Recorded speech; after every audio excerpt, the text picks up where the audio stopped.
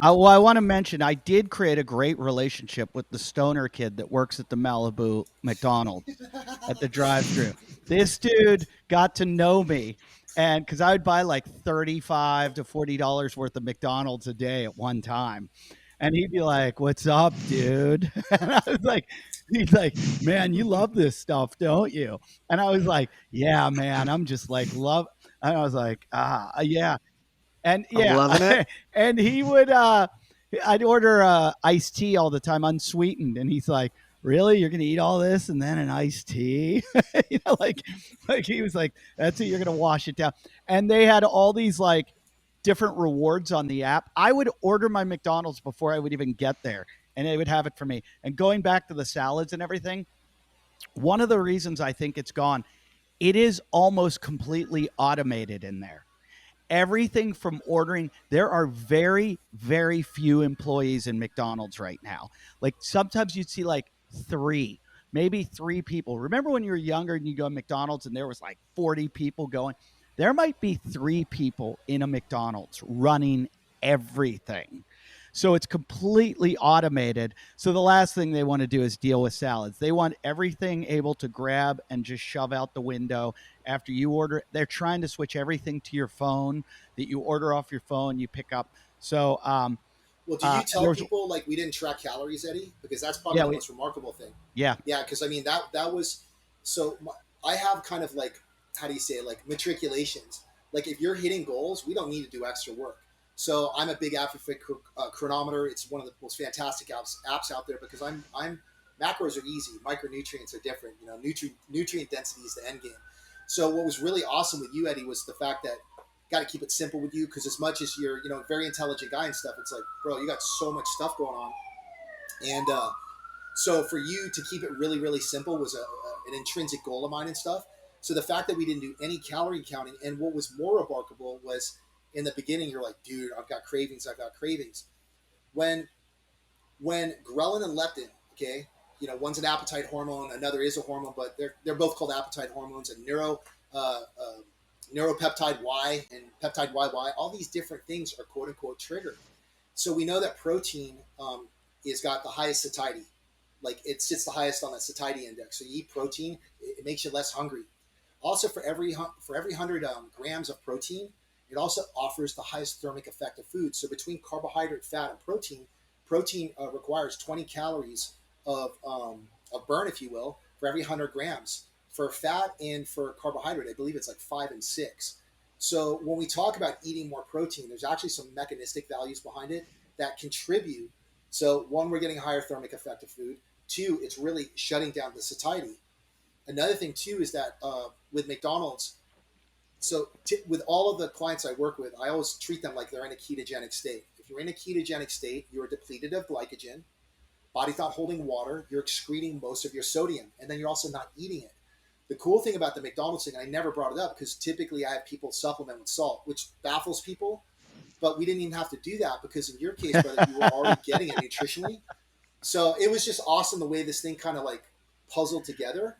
you And then forgot also, you forgot to mention my C-reactive protein, which oh my my goodness, whole my awesome, dude. theory. So that was my theory in this whole thing. I kind of thought Mike was right from the beginning. I was like, when this is all said and done, I have a feeling we're going to see some good movement in all these things.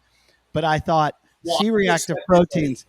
I thought C-reactive protein was going to go in the other direction because of the omega-6 fatty acids.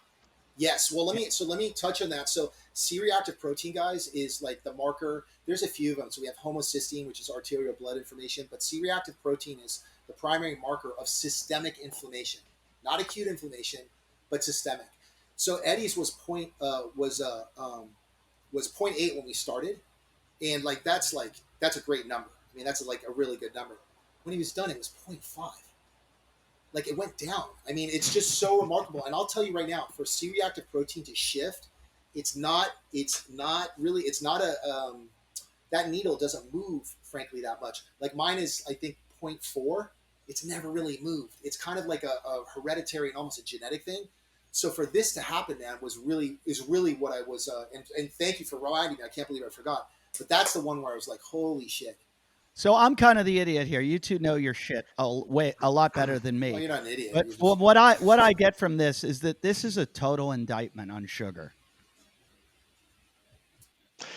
So I was yeah. going to Go lead ahead, there Mike. slowly, but you kind of blew it up. So my question was going to be, did you throughout the month, particularly in the first week, find yourself craving more McDonald's? Now you said that you got sick of it over time. You actually, it surprised me by you saying that the first meal was horrible, because a lot of times that type of, a lot of times fast food has this sort of thing around it where you eat it once and maybe it doesn't taste good, but then you wake up the next morning and you're craving it. So That did that that ever yeah, hit, especially in the absolutely. first week? And in the first week, I would maybe wasn't talking to Dylan as much as I should have been.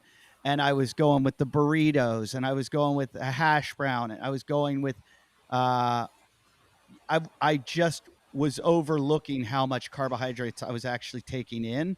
You know, Well, that was part of the I was program. getting the Was to smoothies in the well, beginning. if And Yep.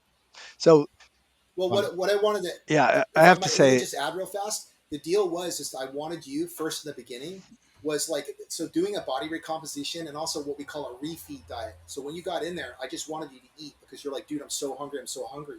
So notice in that first week, I'm like, get your fill. Am I eating too much food? What I did here is I know intuitively. I mean, I've done this so many times now. It's like 86 people, whatever. Like, what happens is when we start eating enough food, our appetite meters out, and then slowly we just start shifting into these higher thermic effect of foods, getting into macros that sequester and bring down your appetite. So what was interesting is your weight wasn't shifting, like you said, it went up, and that's when we started getting the scale data you sent to me. And it was like, and at that point, I said, "Hey, do me a favor. Are you eating a lot?" And you're like, "Dude, I'm full." So then I said, "Hey, just eat to your fill." And what was remarkable is the amount of intake of food. It went from being like burrito, burgers, this to being like half a burrito, just the inside, two burger patties. Like yeah, by intuitively almost your body came down on its yeah, own. Remember that? And I said, so your that, that, appetite, you're like, that, that did happen. I would pretty much say two burgers, like two burger patties, like a double quarter pounder without anything on it, just the burgers, cheese, and then half a chicken, like chicken sandwich.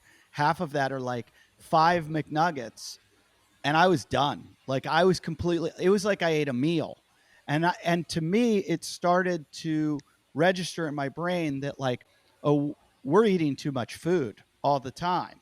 Like we're looking at a meal of we need this, this, and this. Where I went, I know I have the energy now. I know I feel full. I know why would I put any more food in my body? I feel full. And I know, like, I was still doing CrossFit workouts. I was doing RPM workouts at home in my gym. so how many At, did you realistically do though, Eddie? Like, let's touch on that because I think I people are would going to be say like, well, because I same, think you th- were on the road, dude. Because I same, mean, same as I always do, 3 to 4 a week. really that much? Because here's the man. When I was talking to you, brother, like you were on the road traveling. I remember you're like, dude, I got one in this week. Because so here's the point. I don't want people this thing of energy balance. Your training, if anything, and by my opinion, was almost less typically because dude, you were on the road doing shows every night. You're like every time I call No, you, bro, I got to go. yeah, but when I get home, I might do 3 in a row and then be Okay, off for but like what 4 days. I'm saying here though is that people are going to go, well, he did this, so did that. This your training amount, your volume didn't emphatically change. That's what I'm trying No, to say. it didn't change from no. Yeah, like it's beforehand. if and frankly, when he's on the road, I think Eddie says he trains more than he does. He can't. You're on the road doing things, and it's like the sleeping, the shitting. And I'm not indicting it. What I'm saying is like, if people think, okay, well, he doubled down on his training or he did something else.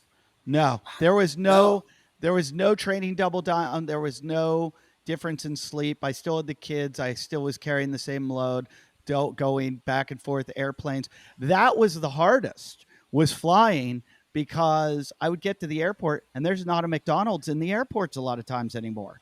And I'd be like, I need breakfast. And in fact, the one time I cheated, I went to a place and I was so hungry in the airport. I ordered a cheeseburger and I ate a burger with cheese because, like, without the bread, because I was like, I have to eat. I'm going to end up but landing, that's getting to best my show. practices, Eddie. That's exactly it. I tell all the people I work with. Most of the people that my best success stories, the training. I tell them to stop training.